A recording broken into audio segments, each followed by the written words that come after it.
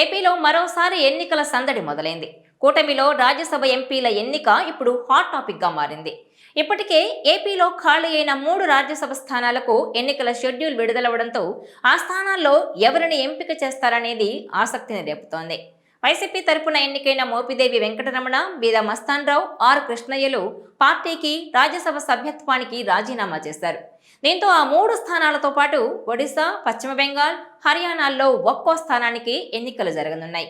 అయితే కేవలం 11 మంది ఎమ్మెల్యేల బలమున్న వైసీపీ ఈ ఎన్నికల్లో అభ్యర్థిని పోటీకి దింపే అవకాశమే లేదు.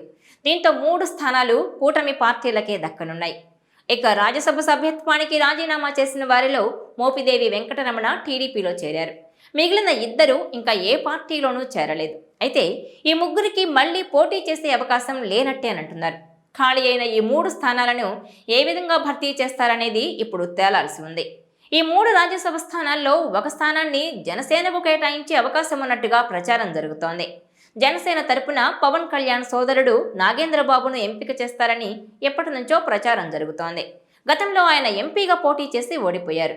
దీంతో మొన్నటి ఎన్నికల్లో మళ్లీ పోటీ చేసి తన అదృష్టాన్ని పరీక్షించుకోవాలనుకున్నారు. అనకాపల్లి నుంచి పోటీ చేసేందుకు అన్ని ఏర్పాట్లు చేసుకున్నారు నాగేంద్రబాబు. అయితే పొత్తులో భాగంగా ఆ స్థానాన్ని బీజేపీకి కేటాయించడంతో నాగబాబు త్యాగం చేశారు. అయితే పొత్తులో భాగంగా సీట్లు త్యాగం చేసిన వారికి కీలక పదవులు ఇస్తుండటంతో నాగబాబును రాజ్యసభ సభ్యత్వం ఖాయమని జనసేన వర్గాలు అంచనా వేస్తున్నాయి. ఇక మిగిలిన 2 స్థానాలు టీడీపీ నాయకులకే కేటాయించే అవకాశం కనిపిస్తోంది. దీంతో టీడీపీలో రాజ్యసభ సభ్యత్వం దక్కించుకునేందుకు చాలా మంది సీనియర్ నేతలు పోటీ పడుతున్నారు. వీరిలో మాజీ మంత్రి దేవినేని ఉమామహేశ్వరరావు, మాజీ కేంద్ర మంత్రి పూసపాటి అశోక్ గజపతిరాజు, యనమల రామకృష్ణుడితో పాటు మాజీ ఎంపీలు గల్లా జయదేవ్ పేరు కూడా ఎక్కువగా వినిపిస్తోంది. అయితే ఈ 2 స్థానాలను భర్తీ చేసే విషయంలో చంద్రబాబు అంతిమంగా నిర్ణయం తీసుకోవాల్సి ఉండడంతో ఆయన ఎవరి వైపు మొగ్గు చూపుతారనేది ఆశావహుల్లో ఉత్కంఠ రేపుతోంది. ఈ 4 సీనియర్ నేతలే కాకుండా చాలా మంది రాజ్యసభ సభ్యత్వం కోసం చంద్రబాబుపై ఒత్తిడి తీసుకొస్తున్నారు. ఇప్పుడు జరగబోతున్న 3 రాజ్యసభ స్థానాలకు పూర్తి కాలం పదవి లేదు. ఒక రాజ్యసభ పదవికి 2 ఏళ్ల అవకాశం ఉంది. ఒక సభ్యుడి పదవి 2026, మరో 2 పదవులు 2028కి పూర్తవుతాయి. ఇక వైసీపీ రాజ్యసభ సభ్యుల రాజీనామాలతో ఖాళీ అయిన 3 స్థానాల్లో డిసెంబర్ 20న ఎన్నికలు నిర్వహించనుంది ఈసీ. అదే రోజున ఫలితాలను ప్రకటిస్తారు. డిసెంబర్ 3 నుంచి 10 వరకు నామినేషన్ల స్వీకరణ, అలాగే నామినేషన్ల ఉపసంహరణకు గడువు డిసెంబర్ 13గా ఉంది. అయితే రాజ్యసభలో అసలు తమకు ప్రాతినిధ్యం లేకుండా పోయిన సమయంలో మరి అనుకోకుండా వచ్చిన ఈ 3 స్థానాల పంపకంలో కూటమి పార్టీలు ఏ ఫార్ములాను ఫాలో అవుతాయి? 3 మిత్రుల మధ్య 3 సీట్ల పంపకం ఎలా ఉండబోతోంది అన్నది ఇప్పుడు హాట్ టాపిక్గా మారింది.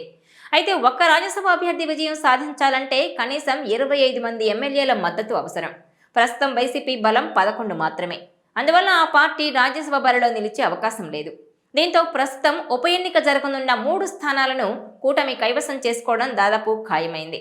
అయితే ఈ 3 స్థానాలను టీడీపీ తీసుకుంటుందా, లేక భాగస్వామ్య పక్షాలైన బీజేపీ, జనసేనకు కూడా అవకాశం ఇస్తుందా అనే దానిపై చర్చ జరుగుతోంది. అయితే అసెంబ్లీ, లోక్సభ ఎన్నికల్లో భారీగా స్థానాలను గెలుచుకున్న టీడీపీకి ప్రస్తుతం రాజ్యసభలో ప్రాతినిధ్యం లేదు.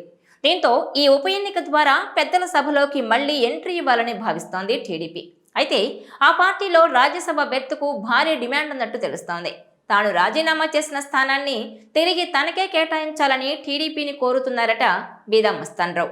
ఇక గుంటూరు ఎంపీ సీటును త్యాగం చేసిన మాజీ ఎంపీ గల్లా జయదేవ్ కూడా రాజ్యసభ సీటును ఆశిస్తున్నట్టు తెలుస్తోంది. మరోవైపు సీనియర్ కోటాలో ఖమ్మంపాటి రామ్మోహన్కు అవకాశం దక్కే ఛాన్స్ ఉందంటున్నాయి టీడీపీ వర్గాలు. అటు జనసేనకు ఏపీ అసెంబ్లీ, మండలితో పాటు లోక్సభలో కూడా ప్రాతినిధ్యం ఉంది. రాజ్యసభలో కూడా ఆ పార్టీ అడుగు పెడితే మొత్తం సభల్లో జనసేన ఖాతా తెరిచినట్టు అవుతుందని భావిస్తున్నారు. దీంతో ఆ పార్టీ రాజ్యసభ సీటును ఆశిస్తోంది. అనకాపల్లి లోక్సభ సీటును పొత్తు ధర్మంలో త్యాగం చేశారు మెగా బ్రదర్ నాగబాబు. దీంతో ఆయనకు ఈసారి రాజ్యసభ అవకాశం ఇవ్వాలన్న వాదన వినిపిస్తోంది. ఇక కాకినాడకు చెందిన టీడీపీ నేత సానా సతీష్ అయితే టీడీపీ నుంచి లేదంటే జనసేన కోటా నుంచి రాజ్యసభ స్థానాన్ని కోరుతున్నట్టు తెలుస్తోంది. ఇక బీజేపీ కూడా మిత్రధర్మంగా తమకు ఒక రాజ్యసభ సీటును ఏపీ కోటా నుంచి ఆశిస్తున్నట్టు సమాచారం. ఆ పార్టీ మాజీ సీఎం కిరణ్ కుమార్ రెడ్డి పేరు ప్రముఖంగా వినిపిస్తోంది. ఆయన పార్టీలో చేరినప్పుడే రాజ్యసభ సీటు హామీ దక్కినట్టు తెలుస్తోంది. ఇందులో భాగంగానే ఇటీవల కిరణ్ కుమార్ రెడ్డి అటు ఢిల్లీకి వెళ్లి అమిత్ షాతో చర్చలు జరిపారు.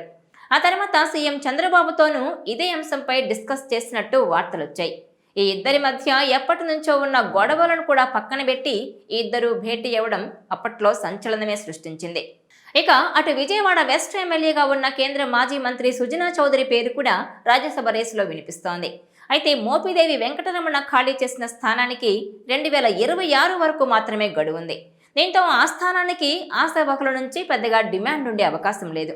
మిగిలిన 2 స్థానాలకు జూన్ 21, 2028 వరకు గడువుంది. దాంతో ఆ స్థానాలపైనే పార్టీలు ఫోకస్ పెట్టినట్టు తెలుస్తోంది. మరి చివరకు రాజ్యసభ రేసులో ఎవరు ఉంటారనేది ఇప్పుడు ఉత్కంఠ రేపుతోంది. ఈ వీడియో మీకు నచ్చినట్లయితే please share, like and subscribe R24 Telugu.